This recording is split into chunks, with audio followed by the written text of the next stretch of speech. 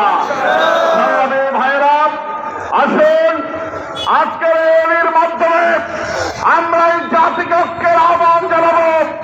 সবার ঊর্ধ্বে আমার দেশ, সবার ঊর্ধ্বে আমার বাংলার মাটি। এই বাংলার মাটিকে নিয়ে যারাই ষড়যন্ত্র করবে তাদেরকে আমরা কখনো রাস্তায় প্রশ্রয় দেব না। তাই এই বাংলার মাটিতে হবে না।